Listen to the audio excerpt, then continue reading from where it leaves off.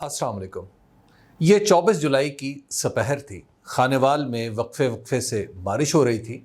हम 150 के करीब लोग शहर के करीब ही पीरोवाल में खेतों के दरमियान लगाए गए शामियाने तले वज़ीर आज़म शहबाज शरीफ और chief of army staff general Asim Munir का इंतज़ार कर रहे थे। इर्द गिर्द फैले हुए खेत पता दे रहे थे कि यहाँ से कुछ ही दिन पहले मकई की फसल उठाई गई है।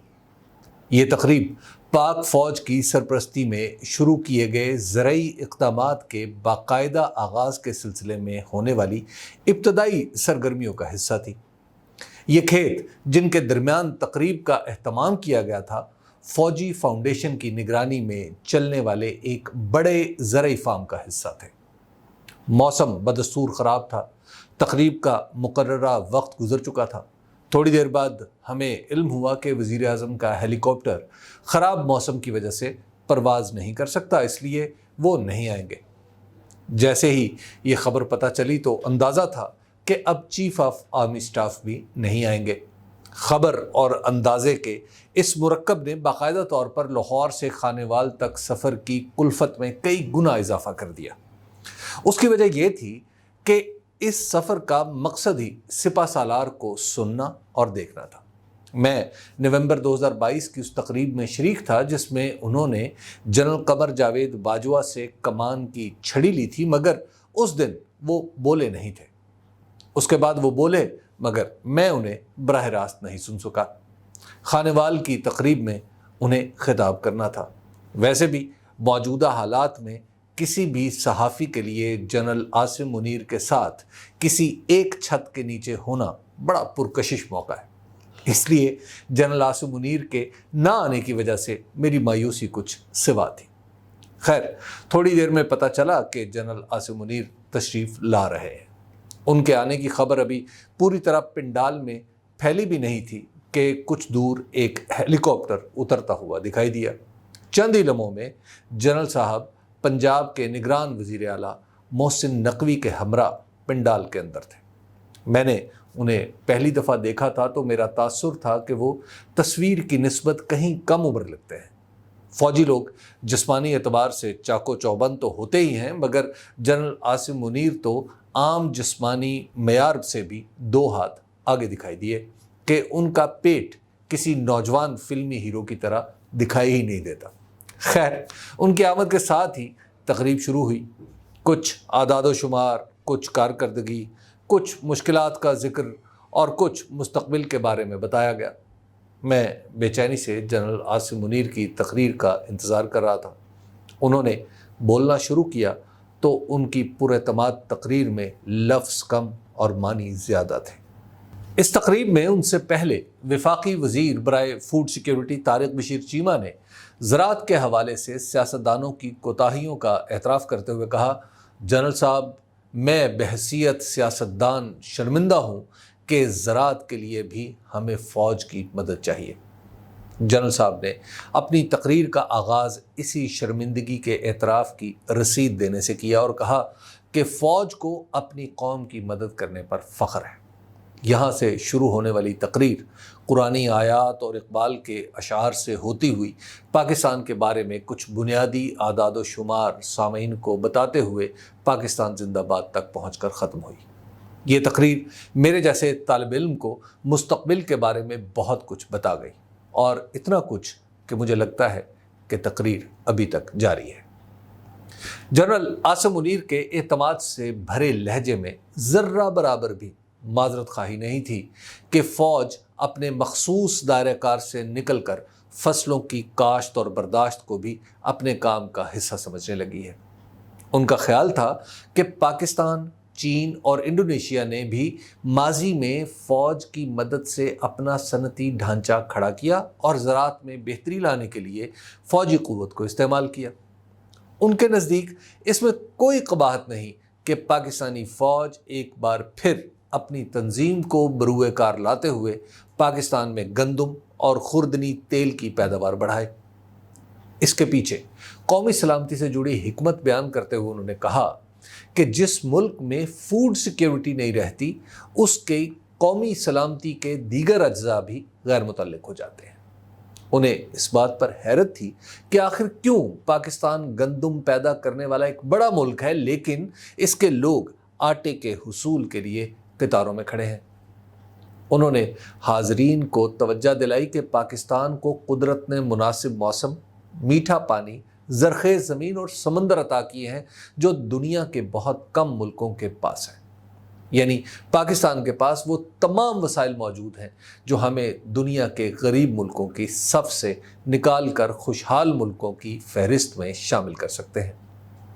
زراعت کے علاوہ معدنیات، دفاعی ساز و سامان کی پیداوار اور انفارمیشن ٹیکنالوجی میں بھی فوج کی باقاعدہ آمد ان کے نزدیک ان شعبوں کو مستحکم بنیادوں پر استوار کرنے کے لیے ضروری تھی۔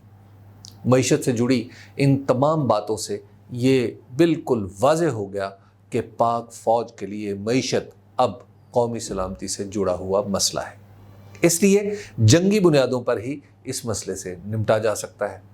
انہیں سن کر لگا کہ پاکستان میں ایک میثاق معیشت بھی وجود میں آ چکا ہے جس کے تحت چند مخصوص شعبوں میں فوج اپنا فیصلہ کن کردار غیر معینہ مدت تک کے لیے جاری رکھے گی، اور ہاں، اس راستے میں کسی رکاوٹ کو بھی برداشت نہیں کیا جائے گا۔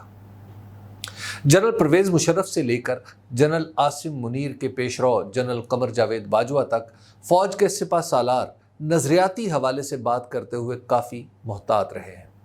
جنرل عاصم منیر اس حوالے سے مختلف ہیں کہ وہ اپنے نظریات کی بنیاد قرآنی تعلیمات اور اقبال کے فلسفے پر رکھتے ہیں۔ وہ جس سہولت کے ساتھ قرآنی آیات درست تجوید کے ساتھ اور شعر بحر و وزن کا دھیان رکھ کر پڑھتے ہیں وہ آج کل کم ہی دکھائی دیتا ہے۔ ان کے خیال میں پاکستان قرآنی دلائل کے مطابق اس گروہ کا ملک ہے جو اللہ کا گروہ یعنی حزب اللہ ہے، اس لیے اس گروہ کو ہر کام میں تائید ایزدی بھی ملے گی، بشرطے کہ یہ عمل کی دنیا میں اتر کر خود کو ثابت کرے۔ انہوں نے 2 بار قائد اعظم کا قول دہرایا کہ دنیا کی کوئی طاقت پاکستان کو ختم نہیں کر سکتی۔ جنرل صاحب جب مذہبی حوالوں سے پاکستان کی مضبوطی ثابت کر رہے تھے تو ان کی آواز میں ایک نوجوان کا سا جوش و جذبہ امڑ آیا۔ اگر ان کے کندھوں پر لگے ستاروں پر نظر نہ ہو تو ایسا لگ رہا تھا کہ 1980 یا 90 کی دہائی کے پاک فوج کا کوئی کپتان نظریہ پاکستان کے بارے میں معقول و منقول کی مدد سے اپنا مافی الضمیر بیان کر رہا ہے۔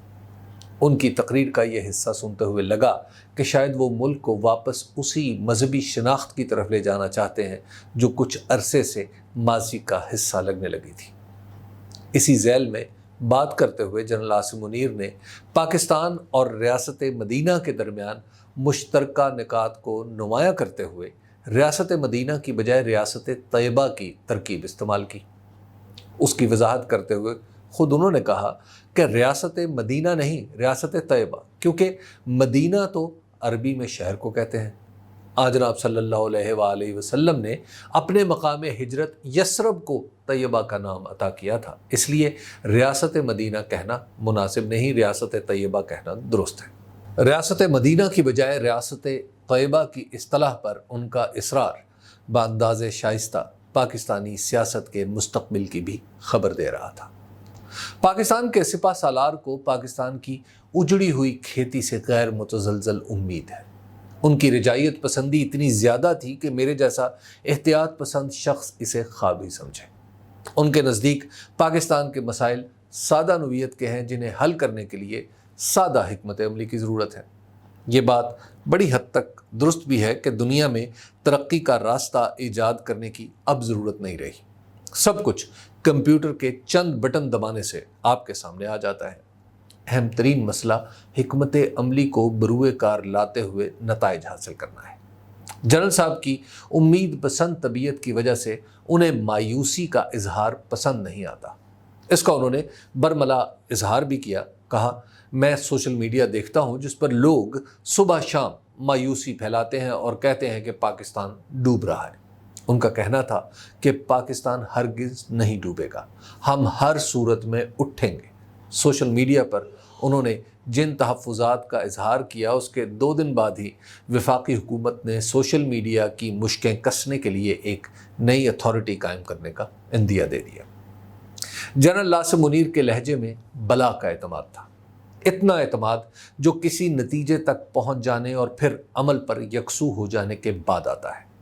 ان کے ذہن میں حکمت عملی بھی واضح ہے اور مقاصد بھی متعین۔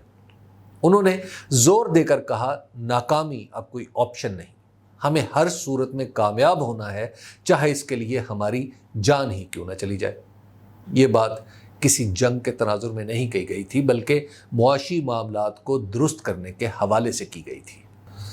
انہوں نے دکھ اور غصے سے کہا کہ ہم کشکول لے کر دنیا میں مانگنے کے لیے نہیں جا سکتے، ہمیں اسے توڑنا ہوگا۔ کشکول توڑنے کے لیے انہوں نے خود ہی بتایا کہ اتفاق و اتحاد ضروری ہے۔ اپنا مدعا واضح کرنے کے لیے انہوں نے اپنے دونوں ہاتھ سینے کے قریب لا کر انگلیوں کو یوں موڑا جیسے کسی گہرے برتن سے کچھ نکالنے کے لیے موڑتے ہیں۔ پھر بائیں ہاتھ کی انگلیاں دائیں ہاتھ کی انگلیوں میں زنجیر کی کڑی کی طرح ملا دی۔ میں ان کے ہاتھوں کی طرف دیکھتے ہوئے سوچ رہا تھا کہ اتفاق و اتحاد پیدا کرنے کے لیے تو دل بڑے کرنے پڑتے ہیں، پیچھے دیکھنے کی بجائے آگے دیکھنا پڑتا ہے، قوم کے مفاد کے لیے اپنی انا کی قربانی دینا پڑتی ہے، غلط فہمیوں سے چھٹکارا حاصل کرنا ہوتا ہے، جس سے اختلاف ہو اس سے بات کرنا پڑتی ہے۔ یہ نہیں ہو سکتا کہ زنجیر کی کڑیاں ایک دوسرے سے روٹھی رہیں اور زنجیر اپنی مضبوطی کا دعویٰ بھی کرے۔ ہر کڑی کی اہمیت بتانے کے لیے جنرل عاصم منیر نے علامہ اقبال کا شعر سنایا، اور شعر بھی وہ کہ افراد کے ہاتھوں میں ہے اقوام کی تقدیر، ہر فرد ہے ملت کے مقدر کا ستارہ۔ جب وہ یہ شعر پڑھ رہے تھے تو میں سوچ رہا تھا کہ ملک میں اتفاق و اتحاد کیسے پیدا ہو سکتا ہے۔ ہم جس گروہ بندی کا شکار ہیں اس کا ذمہ دار کون ہے؟ پھر اقبال کے شعر میں ہی جواب ملا کہ کوئی کارواں سے ٹوٹا کوئی بدگماں حرم سے، کہ امیر کارواں میں نہیں خوئے دل نوازی۔ والسلام۔